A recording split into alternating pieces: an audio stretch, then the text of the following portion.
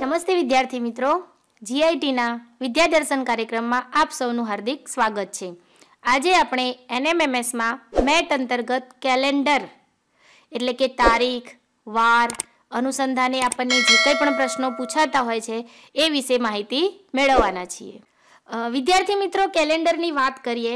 આપણને પ્રશ્ન થતો હોય કેલેન્ડર એક આપણા માટે નવો ટોપિક છે. મેટ અંતર્ગત અત્યાર સુધી આપણે અંક શ્રેણી જોઈ, બરાબર, કે જેમાં ગુજરાતી મૂળાક્ષર હોય, અંગ્રેજી મૂળાક્ષર હોય, આંકડાઓની કંઈક માયાજાળ હોય, એના આધારે આપણે પ્રશ્નોનો ઉકેલ મેળવતા હતા. આજે આપણે હવે કેલેન્ડરમાં શું સોલ્વ કરવાનું છે, કેવી રીતે પ્રશ્નો પૂછાય છે અને એનો આપણે ઝડપ અને સરળતાથી કેવી રીતે જવાબ આપીએ છીએ એ જોવાનું છે. તો સૌ પહેલાં કેલેન્ડરમાં આપણે પહેલાં પ્રાથમિક માહિતી સમજીશું જે જરૂરી છે અને એના આધારે પછી આપણે પ્રશ્નો ઉકેલ મેળવવાના છીએ. તો સૌ પ્રથમ આપણે વાત કરીશું પ્રાથમિક માહિતીની. પ્રાથમિક સમજૂતીમાં આપણે વાત કરવાના છીએ પહેલાં તો વર્ષની. વર્ષ, વિદ્યાર્થી મિત્રો, વર્ષ, બરાબર. તો વર્ષ કેટલા પ્રકારના હોય છે? બે પ્રકારના વર્ષ હોય છે. એક હોય છે સામાન્ય વર્ષ અને એક હોય છે લીપ વર્ષ. તમે જાણો છો કે સામાન્ય વર્ષ છે એમાં 365 દિવસ હોય છે અને લીપ વર્ષ છે એમાં 366 દિવસ હોય છે. વિદ્યાર્થી મિત્રો, પ્રાથમિક માહિતીમાં આપણે પહેલા વર્ષની વાત કરીએ છીએ, એ ધ્યાન રાખીશું, એને નોટ ડાઉન પણ કરીશું, જેથી આપણે પરીક્ષાના સમયે આપણે વાંચી શકીએ, વધારે એનો મહાવરો કરી શકીએ અને એનું પુનરાવર્તન કરી શકીએ. તો વર્ષ બે પ્રકારના હોય છે, સામાન્ય વર્ષ 365 દિવસ અને લીપ વર્ષ 366 દિવસ. ઓકે, આટલા આપણા વર્ષની વાત કરી. હવે સામાન્ય વર્ષ અને લીપ વર્ષ, કેમ આવું 365 અને 366 દિવસ આવું કેમ હોય છે? તો આપણે સૌ જાણીએ છીએ કે સામાન્ય વર્ષ હોય એમાં ફેબ્રુઆરી માસમાં 28 દિવસ આવે છે અને લીપ વર્ષ હોય તો ફેબ્રુઆરી માસમાં કેટલા દિવસ આવે છે? સરસ, કેટલા દિવસ આવે છે? 29 દિવસ.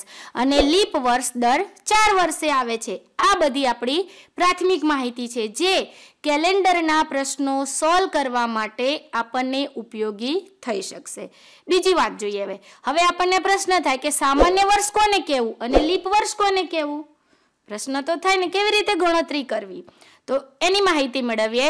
તો સામાન્ય વર્ષ માટે પહેલા આપણે જોઈશું અને લીપ વર્ષ, એ બંને માટે આપણે માહિતી જોવાના છીએ.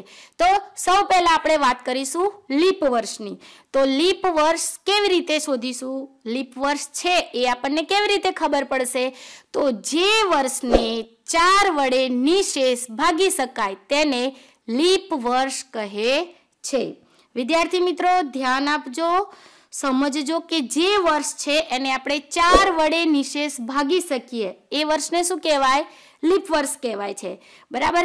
એવી જ રીતે સામાન્ય વર્ષ માટે કે જે વર્ષ છે એને 4 વડે નિશેષ ભાગી શકાતું નથી, બરાબર. એટલે એને આપણે નિશેષ ભાગાકાર કરી શકતા નથી. એને શું કહેવાય છે? સામાન્ય વર્ષ કહે છે. તો લીપ વર્ષ માટે યાદ રાખીશું કે 4 વડે નિશેષ ભાગી શકાય. સામાન્ય વર્ષ માટે યાદ રાખીશું કે 4 વડે નિશેષ ભાગી શકાતા નથી. તો સૌ પ્રથમ જ્યારે કેલેન્ડરના પ્રશ્નો આપણે ઉકેલવાના હશે તો આ બાબત ધ્યાનમાં રાખવી પડશે કે આપેલ વર્ષ છે એ સામાન્ય વર્ષ છે કે લીપ વર્ષ, એ આપણે તપાસવું પડશે. આગળ વાત કરીએ કે સામાન્ય વર્ષમાં ફેબ્રુઆરી માસમાં 28 દિવસ હોય છે અને લીપ વર્ષમાં 29 દિવસ હોય છે. એટલે સામાન્ય વર્ષમાં 365 અને લીપ વર્ષમાં 366 દિવસ હોય છે. તો આ માહિતી એક જરૂરી છે. આગળ બીજી એક માહિતી છે જે યાદ રાખવાની થશે.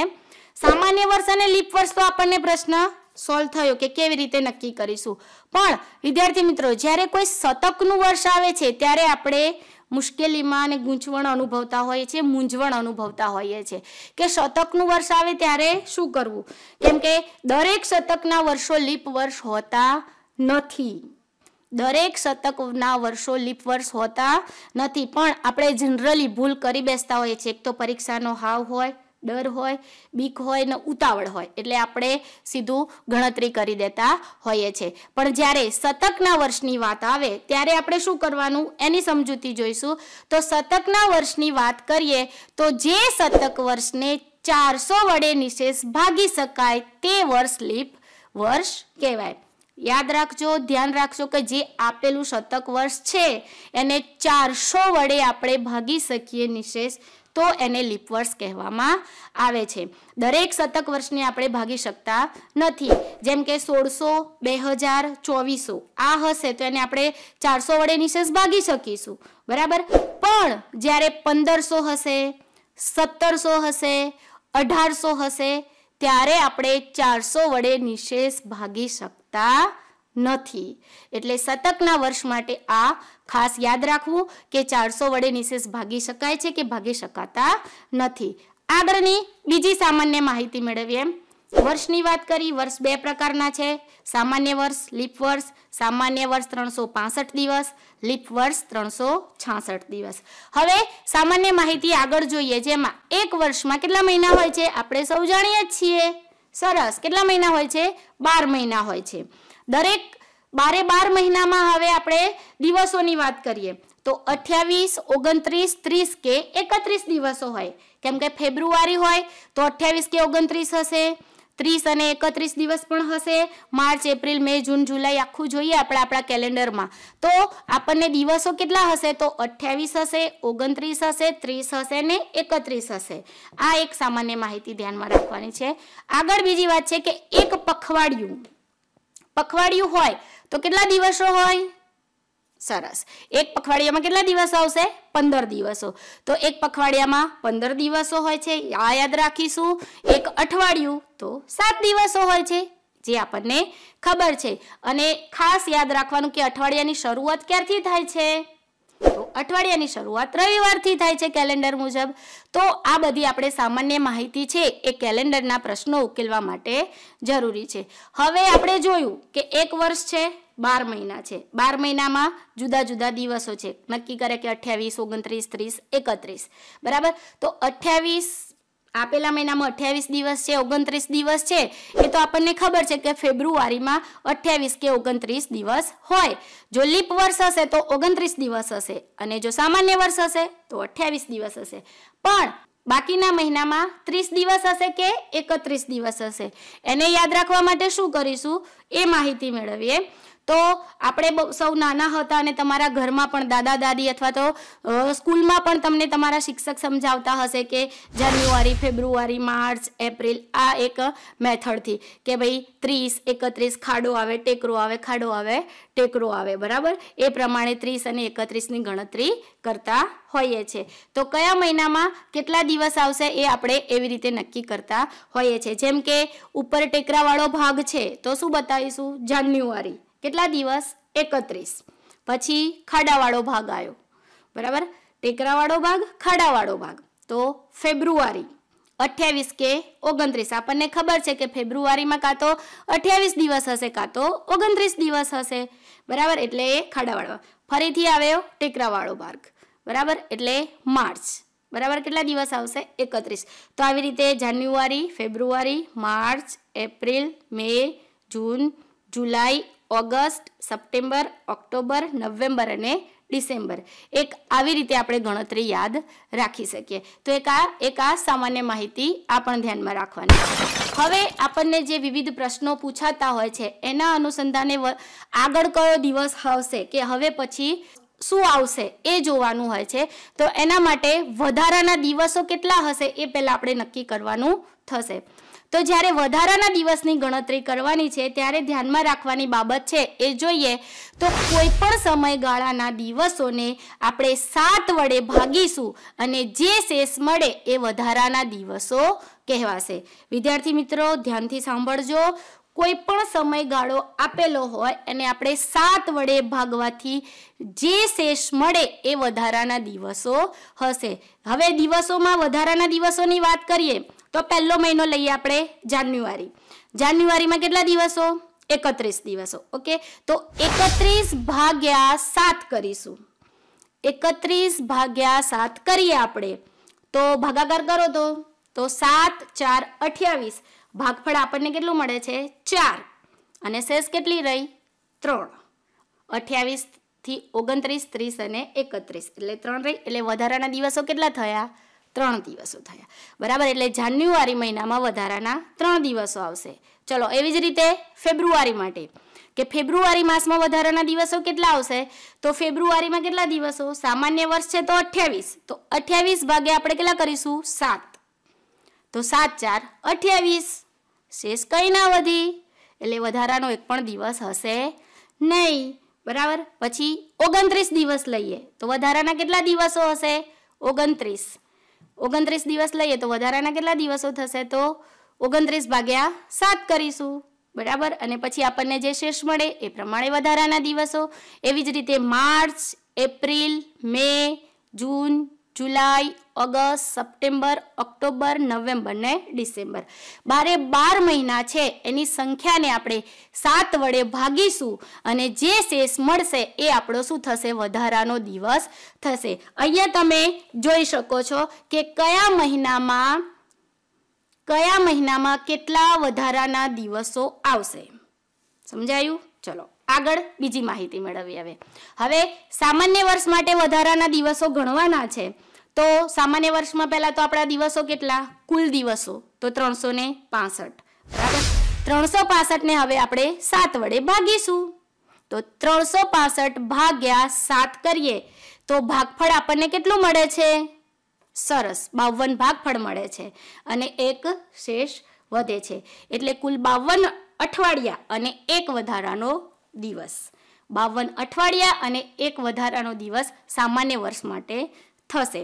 એવી જ રીતે હવે લીપ વર્ષ માટે. લીપ વર્ષમાં કુલ કેટલા દિવસો? લીપ વર્ષમાં કુલ આવશે 366 દિવસો. 366 ને હવે ફરીથી આપણે 7 વડે ભાગીએ. સરસ, ભાગફળમાં શું મળે છે? 52. શેષ કેટલી વધી? 2. એટલે 52 અઠવાડિયા અને 2 વધારાના દિવસ. તો આવી રીતે સામાન્ય વર્ષ અને લીપ વર્ષમાં વધારાના દિવસો જોયા. હવે આપણે ધીમે ધીમે પ્રશ્નો તરફ જઈએ. જે માહિતી મેળવી એ માહિતીના આધારે પ્રશ્નો અને સમજૂતીની વાત કરીએ. અગત્યની માહિતી કે સામાન્ય વર્ષનો પહેલો દિવસ અને છેલ્લા દિવસનો વાર સરખો જ હોય છે. વિદ્યાર્થી મિત્રો, આ સમજવા, ધ્યાનમાં યાદ રાખવા જેવી બાબત છે કે સામાન્ય વર્ષ હોય તો એનો પહેલો દિવસનો વાર અને છેલ્લા દિવસનો વાર બંને કેવા હોય? સરખા હોય છે. જેમ કે તમે અહીંયા ઉદાહરણમાં જોઈ શકો છો કે 1/1/2011 ના દિવસે ગુરુવાર હોય તો 31/12/2011 ના દિવસે પણ ગુરુવાર જ હોય, બરાબર. કેવી રીતે? આગળ આપણે પ્રશ્નો સોલ્વ કરીશું એટલે આપણે સમજતા જઈશું, પણ આ એક યાદ રાખવાની વાત છે. આગળ હવે બીજી માહિતી મેળવીએ. જેવી રીતે સામાન્ય વર્ષની વાત કરી એવી રીતે હવે લીપ વર્ષની વાત કરીશું.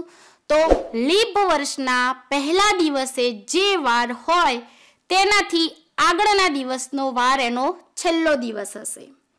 જો વિદ્યાર્થી મિત્રો, સામાન્ય વર્ષમાં જે વાર હોય એ જ વાર હશે. પહેલા દિવસનો જે વાર હશે એ જ વાર છેલ્લા દિવસનો હશે, બરાબર. પણ લીપ વર્ષમાં એવું હશે નહીં. કેમ નહીં હોય એ પ્રશ્નોનો ઉકેલ મેળવીશું એટલે આપણને ખબર પડશે. તો લીપ વર્ષમાં પહેલા દિવસે જે વાર હોય એનાથી એક આગળનો દિવસ એનો છેલ્લો દિવસ થશે. જેમ કે 1/1/2004 ના દિવસે ગુરુવાર છે. 1/1/2004 ના દિવસે ગુરુવાર છે તો 31/12/2004 ના દિવસે શુક્રવાર જ હોય, બરાબર. એના પછીનો દિવસ એ એનો દિવસ થશે.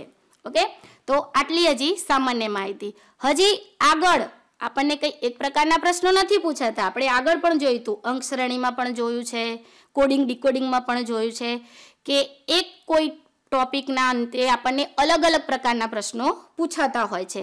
તો આગળ હવે બીજી માહિતી મેળવીએ, જેમાં કોઈ પણ એક તારીખ આપેલી હોય આપણને, એમાં 7 ઉમેરવાથી કે 7 બાદ કરવાથી, 7 આપણે ઉમેરીએ અને 7 બાદ કરીએ તો જે તે તારીખનો વાર આવે.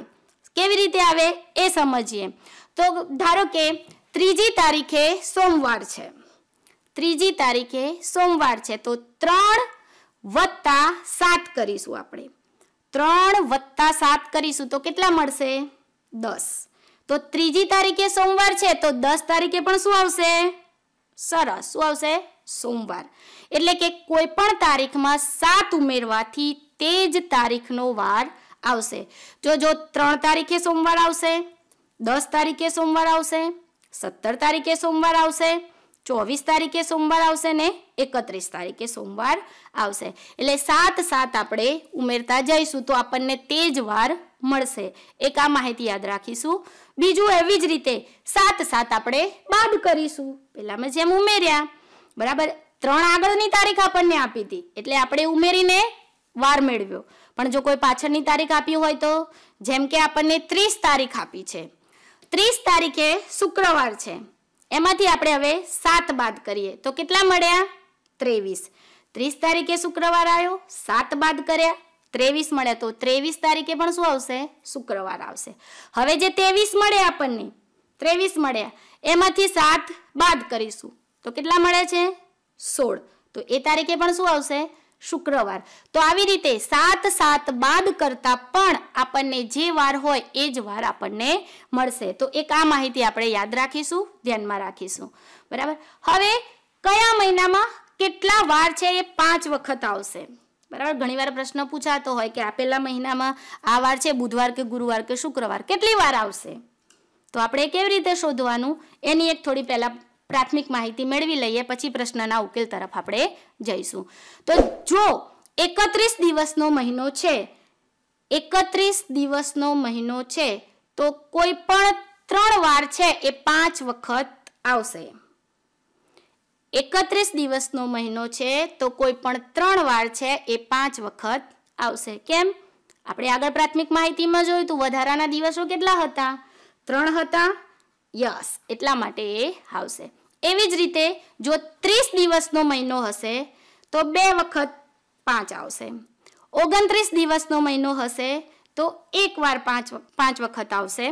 અને 28 દિવસ હશે તો 1 પણ વાર 5 વખત આવશે નહીં. કેમ? તો 28 ભાગ્યા 7 કરીએ તો 7 4 28, શેષ આપણી પાસે કંઈ વધતી નથી એટલે કોઈ વાર છે 5 વાર આવશે નહીં. વિદ્યાર્થી મિત્રો, જોયું ને, કેલેન્ડર વિશેની આપણે પ્રાથમિક માહિતી મેળવી એ નોટ ડાઉન કરી રાખશો, વારંવાર એનો મહાવરો અને પુનરાવર્તન કરશો. હવે પછીના એપિસોડમાં આપણે આના ઉદાહરણો સોલ્વ કરીશું. ફરીથી મળીશું એપિસોડમાં નવા ઉદાહરણો સાથે. ત્યાં સુધી આવજો. ધન્યવાદ.